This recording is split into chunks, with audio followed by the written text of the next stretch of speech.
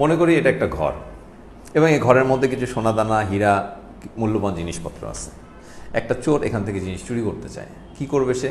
ঘরের দরজা খুলে চুরি করে নিয়ে আসতে পারে, অথবা এই ঘরের নিচের মাটি খুঁড়ে ভিতরে ঢুকে চুরি করে ওই মাটির রাস্তা দিয়ে আবার বের হয়ে চলে আসতে পারে। আর সার্ভার যদি হয় এটা, তাহলে এই সার্ভারের ভিতরে সে কোনোভাবে ঢুকবে এবং ঢুকে সেখান থেকে জিনিসপত্র বের করে নিয়ে আসবে। চুপিসারে করতে হবে জিনিসটা। সার্ভার থেকে জিনিসপত্র চুরি করে বের করে নিয়ে আসাকে আমরা সাধারণত হ্যাকিং বলি, আর ঘর বাড়ি থেকে জিনিসপত্র চুরি করে নিয়ে আসাকে আমরা চুরি বলি। তো এটাকে খুব নিচু চোখে দেখি এবং হ্যাকিং জিনিসটাকে খুব গ্লোরিফাই করি, কিন্তু জিনিস আসলে একই, দুটোই আসলে চুরি। একটু বুদ্ধি কাটিয়ে দুইটা চুরিই করতে হয়।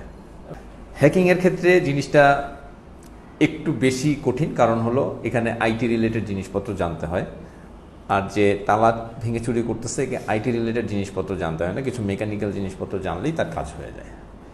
তো আইটি রিলেটেড জিনিসপত্রের মধ্যে কি আছে, একটা সার্ভার কিভাবে কাজ করে, এবং সবচেয়ে ইম্পর্টেন্ট জিনিস হলো একটা সার্ভারে ঘরে চুরি করার ক্ষেত্রে যেমন চোরকে একটা জিনিস আইডেন্টিফাই করতে হয়। এই ঘরে সবচেয়ে ঢোকার জন্য দুর্বল পয়েন্ট কোনটা?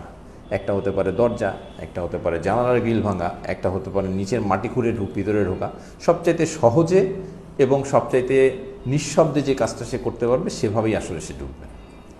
সার্ভারের চুরির ক্ষেত্রেও তাই, তাকে আইটি সম্বন্ধে জানতে হবে।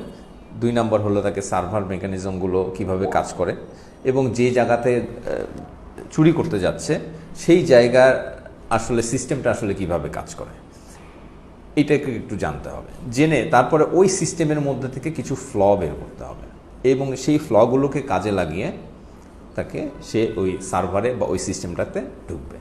এই জন্য চুরির ক্ষেত্রে, ঘর চুরির ক্ষেত্রে সাধারণত দেখা যায় যে তালার মেকানিজম, দরজা জানালা ভাঙার মেকানিজমটা জানলেই হয়, কিন্তু সার্ভার চুরির ক্ষেত্রে এই মেকানিজমটা একটু কঠিন।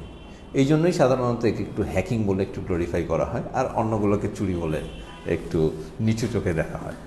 একটা সার্ভারের চুরির ক্ষেত্রে সে প্রথমে যেটা করতে পারে যে একটু গেজ ওয়ার্ক করে আমি ব্রুট ফোর্স অ্যাটাক করতে পারে, যে ইউজার নেম পাসওয়ার্ডের অনেক কম্বিনেশন ট্রাই করে করে সে একসময় ঢুকে যেতে পারে, সেখানে যদি এনাফ স্ট্রং অথেন্টিকেশন মেকানিজম না থাকে। যদি সে তার এই গেজ ওয়ার্কটা কাজ না করে বা ব্রুট ফোর্সের একটা কাজ না করে, তখন সে এমন একটা সিচুয়েশন তৈরি করবে যেটাতে আসলে সার্ভারের সিকিউরিটি কিছুটা দুর্বল হয়ে পড়তে পারে। যেমন সে সার্ভারে হয়তো অনেক বেশি লোড দিতে পারে, ওভারলোড করে দিতে পারে। ওভারলোড করে দিলে ওয়েব সার্ভার হয়তো নিজেই ক্র্যাশ করে যেতে পারে। তখন সে যে উইক পয়েন্টগুলো আছে ওই উইক পয়েন্টগুলো খুঁজে বের করবে। মনে করেন যদি কেউ একজন একটা দুর্গতে আক্রমণ করলো, তো তখন দুর্গতেও তো আসলে প্রোটেকশন মেকানিজম আছে। দুর্গের সমস্ত সৈন্যরা এসে ওই অ্যাটাকটাকে প্রতিহত করার চেষ্টা করবে এবং এই মেকানিজমের মধ্যে দেখা যাবে যে দুর্গের অন্য কোনো একটা জায়গায় হয়তো কোনো একটা সিকিউরিটি লুজ হয়ে গেছে। তো তখন এই অ্যাটাকাররা তখন ওই লুজ পয়েন্টগুলোকে ইউজ করে আসলে দুর্গের ভিতরে ঢুকে যাওয়ার চেষ্টা করবে। এইটা একটা এক্সাম্পল যে সার্ভারের উইক পয়েন্টগুলোকে কাজে লাগিয়ে যদি প্রথম অ্যাটেম্পটেই না হয়, তাহলে এমন একটা সিচুয়েশন তৈরি করবে যাতে অন্য একটা জায়গায় একটা পয়েন্ট উইক হয়ে যায় এবং তারপরে সে ওখানে ঢুকে যেতে পারে। যারা চোর তাদের একটা উদ্দেশ্য থাকে যে তার চেহারা যাতে কখনো প্রকাশ না পায়, এই জন্য চোররা মুখ বেঁধে আসে।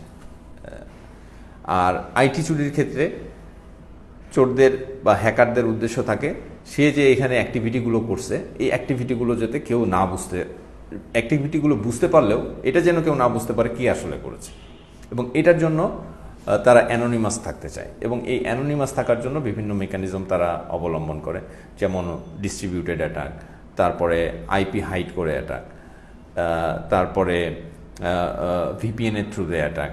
এগুলো এমন সব তারা সার্ভার বা এমন সব লোকেশন বেছে নেয় যেখানে তার আইডেন্টিটিটা কেউ বুঝতে পারবে না। ফর এক্সাম্পল, একটা সার্ভার আছে, সেই সার্ভারের অথেন্টিকেশন খুব লুজ, তারা প্রথমে সেই সার্ভারটাকে ঢোকে এবং সেই সার্ভার হয়তো অন্য কারো ওনারশিপে আছে, তখন সে ওই সার্ভার থেকে ঢুকে বিভিন্ন অ্যাটেম্পটগুলো করে। যার ফলে দেখা যায় যে যখন ব্যাকট্র্যাক করতে করতে গিয়ে আসে, তখন দেখা যায় যে একটা সার্ভার পর্যন্ত এসে পৌঁছেছে এবং সেই সার্ভারের ওনার হয়তো ডিফারেন্ট আর একটা পার্সন। সো চোর এভাবে তাদের আইডেন্টিটিগুলোকে হাইড করার চেষ্টা করে। আবার কিছু মানুষ আছে যারা আসলে হ্যাকিং করে গুরুত্বপূর্ণ গোপন তথ্য আসলে সমাজের প্রয়োজনে, সমাজের বেটারমেন্টের জন্য আসলে বের করে উন্মুক্ত করে দেয়, যেমন এডওয়ার্ড স্নোডেন হতে পারে। এই ধরনের অ্যাটেম্পটগুলো আবার আমাদের অনেক সময় উপকারেও লাগে। হ্যাঁ, তো এই জন্য বলবো যে আমি যদি এক কথায় বলতে চাই, হ্যাকিং জিনিসটা অবশ্যই